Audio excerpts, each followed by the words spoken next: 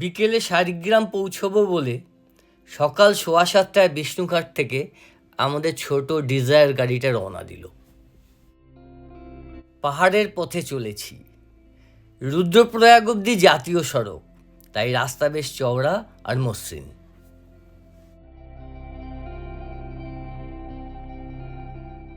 সকালের ব্রেকফাস্ট আলু পরোটা, এখানে বলে আলু পরান্ঠা, সাথে টক দই, চানার ঝোল আর পাহাড়ি আলুর সब्जी।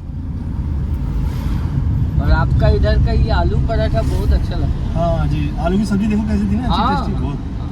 ये लोकल आलू है ना यहाँ का, अरे ये लोकल आलू है। जो पहाड़ में होता है ना आलू, हाँ हाँ, उसका टेस्ट देखा होगा आपने, दूसरे हाँ। ही रहा होगा।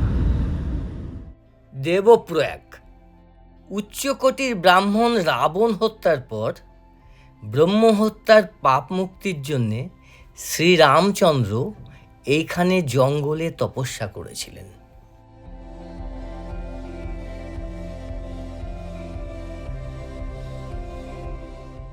গোমুখ থেকে নেমে আসা পীতবর্ণের ভাগীরথী,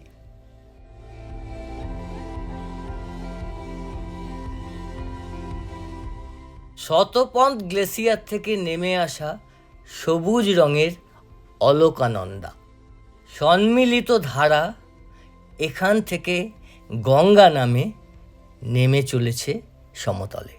গাড়ির কোলাহল, ধোঁয়া, তপস্যার জায়গা কোথায়? পাহাড়ের অন্যদিকে অবশ্য জ্যোতিষশাস্ত্র পাঠ ও পুরোহিত তৈরির ইনস্টিটিউট তৈরি হচ্ছে।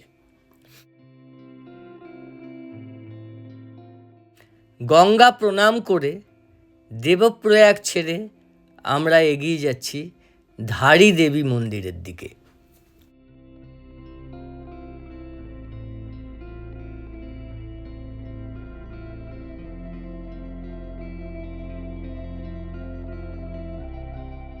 সবুজ রঙের অলকনন্দার পাশ থেকে চলেছি।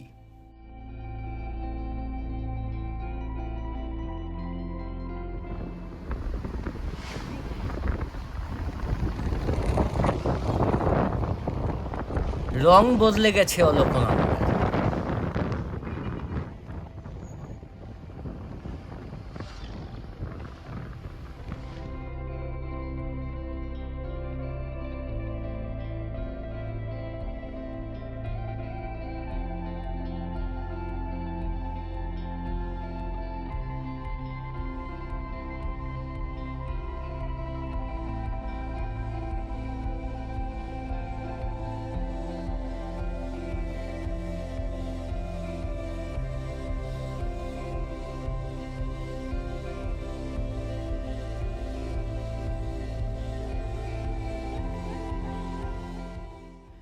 অলকনন্দার মাঝখানে মা ধারী দেবীর মন্দির। কেদার, বদ্রী, গঙ্গোত্রী ও যমুনেত্রী, এই 4 ধাম আর তার সাথে দেবভূমিতে আসা সমস্ত তীর্থযাত্রীদের রক্ষা করতে হলেন মা ধারী দেবী। মা এখানে সকালে কিশোরী, বেলায় যুবতী ও অপরাহ্নে বৃদ্ধায় পরিণত হন।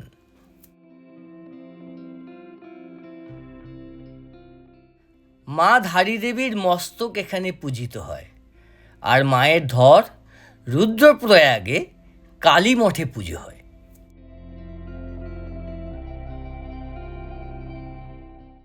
এখানকার লোকেদের বিশ্বাস 2013 সালে এই মন্দির সরানোর চেষ্টা করলে কেদারনাথে বিপর্যয় নেমে এসেছিল। জঙ্গল, বাঘ আর জিম করবেট বললে ঠিক কি মনে পড়ে? ঠিক ধরেছেন, সেই রুদ্রপ্রয়াগের দিকে এগিয়ে চলেছি। রুদ্রপ্রয়াগে কালীমঠ হচ্ছে সেই জায়গা যেখানে দেবী কালিকা রক্তবীজকে সংহার করার পর বিলুপ্ত হয়ে যান। শিবের এক নাম রুদ্র, সেই থেকে এই জায়গার নাম রুদ্রপ্রয়াগ। শিব রুদ্রপ্রয়াগে নারদকে সঠিক সঙ্গীতের পাঠ দিয়েছিলেন।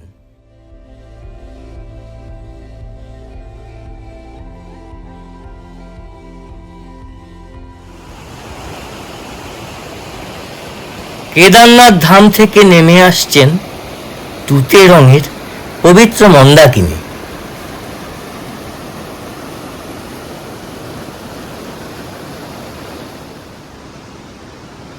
বদ্রীনাথ ধাম থেকে নেমে আসছেন পীতবর্ণ পবিত্র অলকানন্দা।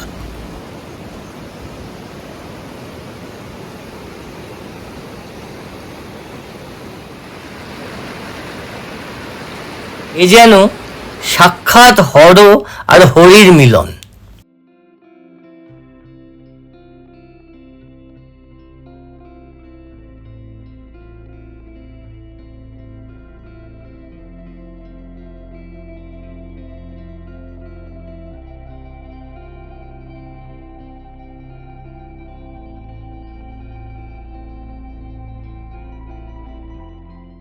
বানাসুরের রাজ্য শোণিতপুর এখন উখিমঠ।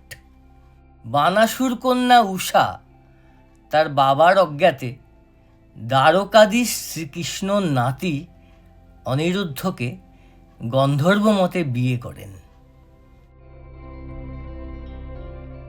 রাগে বানাসুর অনিরুদ্ধকে বন্দি করলেন। বন্দি নাতিকে ছাড়াতে শ্রীকৃষ্ণ ও বলরাম শোণিতপুরে এলেন। শিব দাঁড়ালেন বানাসুরের পক্ষে। সহস্রবাহু বানাসুর কৃষ্ণের কাছে পরাজিত হলেন। অনিরুদ্ধ মুক্ত হলেন। বানাসুর কৃষ্ণের দয়ায় মহাকাল নামে পরিচিতি পেলেন। এই যুদ্ধটি হর আর হরির যুদ্ধ বলে প্রসিদ্ধ। উখিমঠের ওমকারেশ্বর মন্দির, কেদারনাথ আর মদমহেশ্বরের শীতকালীন আবাস।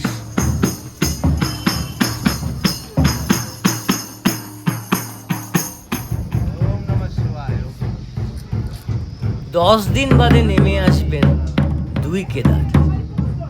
ওদের অভ্যর্থনা জানানোর জন্য রঙিনভাবে সেজে উঠেছে মন্দির।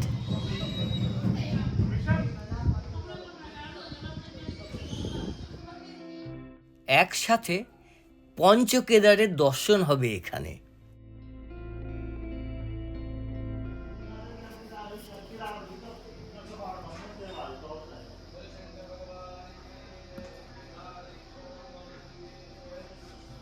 উষা মঠ বা উখিমঠ। উষা আর অনিরুদ্ধর বিয়ের স্থানটাই এই মঠের সেরা দর্শনীয় স্থান। এসে গেছি শাড়িগ্রামের দরজায়। পরের ভিডিওতে দেখা হচ্ছে।